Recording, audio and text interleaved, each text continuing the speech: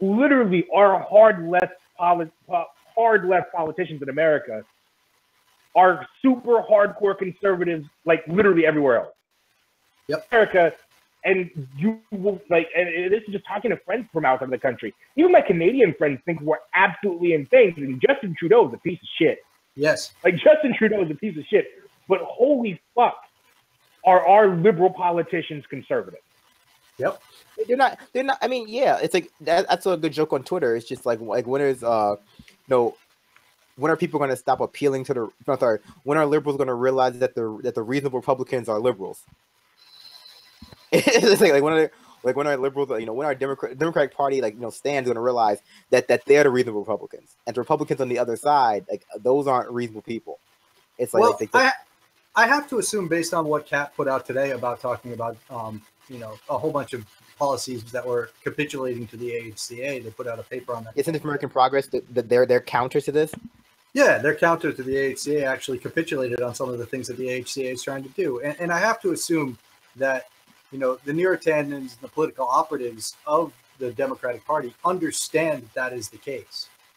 I can't think that they really do think that they're, extremely leftist themselves, that they know they're not. So it's not a matter of waking them up to it, waking the politicians up to it, because I believe they know.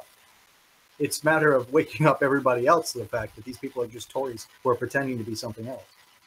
I don't know if they do think that. I legitimately do believe people like Obama thought they were leftist. I legitimately thought they considered themselves hard liberals. I really truly believe that, because America, again, we're such an egocentric country. We're so worried about ourselves. We're so smug in everything that we do. It's hard as a politician to remove yourself from that. And a lot of these folks, even though they have way more interactions with with foreign places and foreign governments and other things, and being able to go as being able to go and do things and just even exchange ideas with actual hard leftists, them as crazy radicals and things that would never actually work in a civilized country like America. Exactly. Because according to politicians, America is the only civilized country in the world. That's the only reason that is how they view it, and that's why no matter what evidence we bring in, no matter what we do, until we actually start running true leftists, true people to on the liberal side of the spectrum, these liberals in America are going to continue to think they are the epitome of liberalism, they are the epitome of leftivism, even though they are really just Republicans. I mean, I agree with what they're saying right there. I think that, I don't think that they think they're not leftist. I think that they think they're as far left as you can go before you start becoming irrational. Like, I think that they think that their position is, and this is where, they serve as gatekeepers for the left. I think their position is essentially, well, in college, I was a bit more radical, I was interested in like socialism, and I was like a Van Jones Maoist and all other stuff, all other stuff. I read Assata Shakur and Franz Fanon and all other things. But as I got older and I happened to start working within like the political machine, I realized that, hey, those positions, they're just not rational, like they're not possible, they're not reasonable. And it's funny because as soon as I realized that and started speaking to that, I also started getting promotions and started moving up, and I started moving up the ladder. And and people around me, in that world also agree that those things were just simply not reasonable and rational. I think that's how we have the situation where even when things have broad appeal, even when things have like broad popular appeal, they are still presented as though they're impossible. And if they're not impossible, politically speaking, they're impossible economically speaking. Even that's an excuse. Even that's irrational, because like the economics bears it to be false. Like we have leftist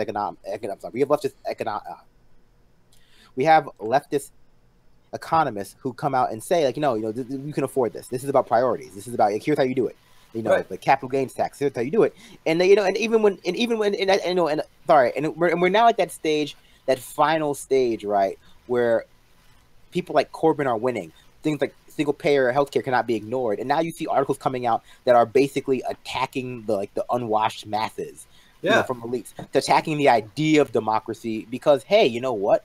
It turns out when people start waking up, they start holding the elites accountable. And that's what's absolutely terrifying saying, about the AHCA recently, is that they're starting. I don't know if are you able to hear me? Yeah.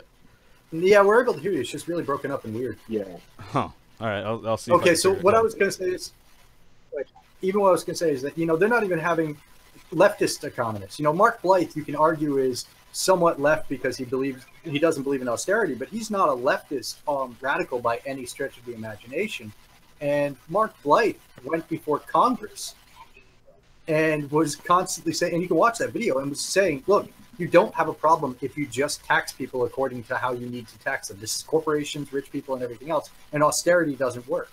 And this was in, I think, 2010 he did this, and he was uniformly dismissed by Democrats and conservatives alike for being, radical. And he's not a radical economist.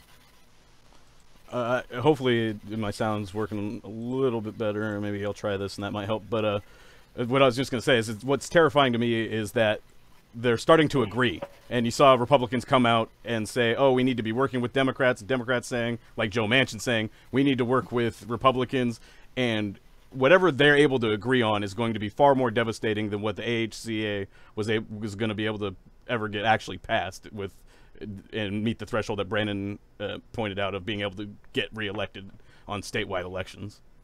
Anything that both the Republicans and Democrats can agree on that's not single payer, that meets in the middle, like, oh, okay, well, it's not 600,000 people are going to die, it's not 400 people are going to die, it's 450K people are going to die, and here are some handouts for the opioid crisis in your state, and here are some handouts for the hospitals in your state.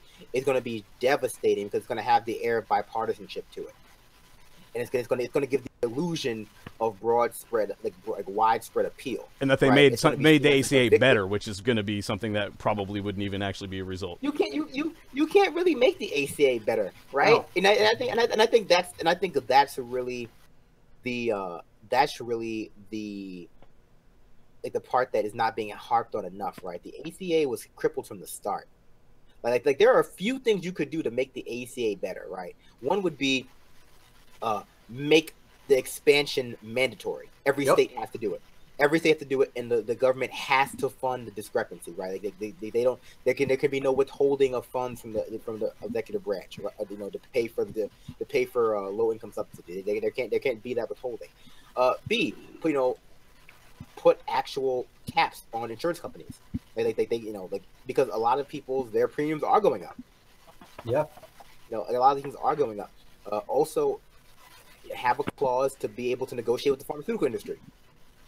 Those are ways you can make the ACA, actually more functional. But at the end of the day, it's still not going to get you to universal coverage, and which is still a step short of of healthcare as a human right, and that's where we need to be at. Right.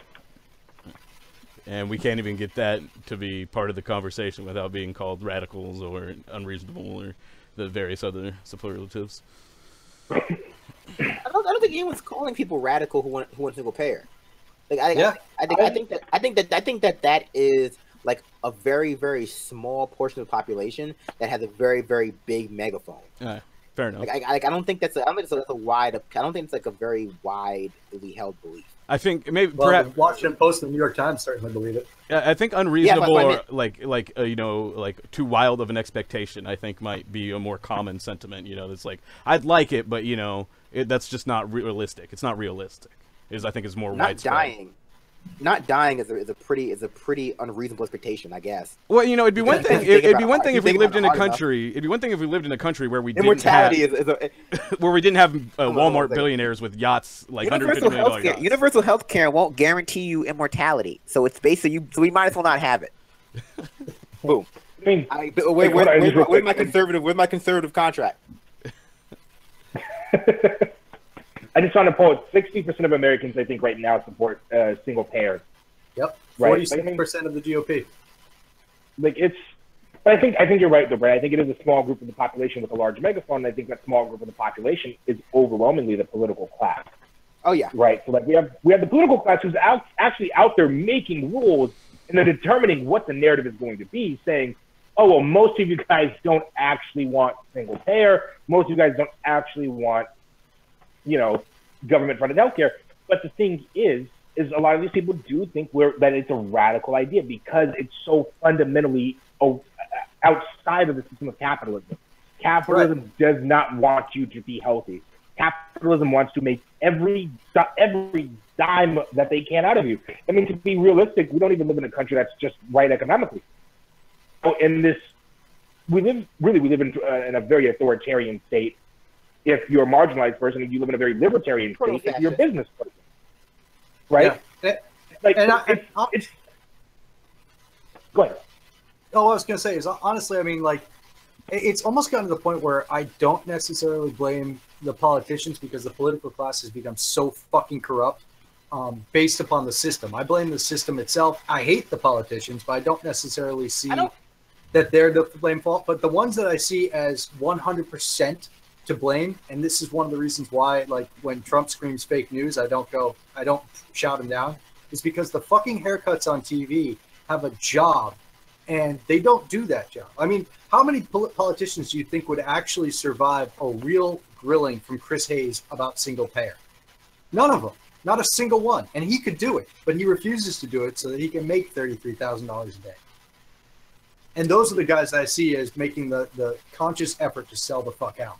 And to me, it's a matter of, like you were saying, with the megaphone. The people who believe that single payer is not feasible are the ones with an abnormally large megaphone. And the people who are our media class are not doing their goddamn jobs and making it apparent to everybody else that is something that we should have as a right. I think we're constantly bombarded with materialism and being addicted to money and wealth. And so I give some... I think the addiction of power, money, wealth, and greed explains a lot of what seems like unimaginable or reprehensible or just disgusting behavior. And I mean, it works at the level of an individual who, you know, does something disgusting in order to score some drugs, and it does the same thing for the billionaire politician who does it to score a new yacht or to feed his addiction to zeros at the end of his bank account. So that's where I am as far as philosophically with people in power and what their motivations are. Frankly, you guys sound like enablers. I don't understand why you guys don't want 9-year-olds to understand the value of saving for their pediatric cancer.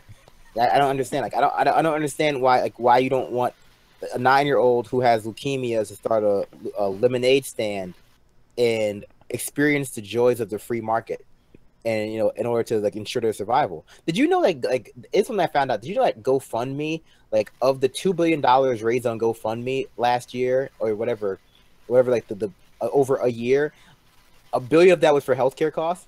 Yeah. Yep. It's just that's the world these people want, right? Where people are forced to beg online for basic, like, and I'm sure another good portion. Well, think about all those wonderful jobs created at GoFundMe that wouldn't have anything to do if there wasn't those billions of dollars coming in. That's a national embarrassment. Yeah. It's like that. Like, that's like, people talk about Trump being an embarrassment to America. No, that's the embarrassment. It's right. It's like no, Trump is definitely an embarrassment. Don't get me wrong. But he's an overt embarrassment. Like, you know, like, do you realize the rest of the world laughs at America when they hear stuff? Oh yeah, did you know that in America, if you have a disease, you're forced to beg online for money to, you know, pay for healthcare? Well, and like there's a new Will Ferrell movie coming out where they start basically an underground casino to pay their kids' college like. But that's like the American dream now. Like that's become like the gig culture, like the work yourself to death, like, mentality has become just embedded in our popular culture. Don't you remember that advertisement by Fiverr about, like, of, like, the woman who was obviously depressed and suffering from, like, multitudes of like, you know, sleep deprivation, like it was being glorified as, this person is a go-getter. You know, this person is gonna die of a heart attack at 35. And, you know, that's just the way things are. Yeah, but if you're not putting in 12-hour days, at least 5 to 6 days a week, then you're only just getting by. You're not really trying to move up in the world. That's where we're at. Yeah. That's, like you said, that's a stunning indictment of the American system.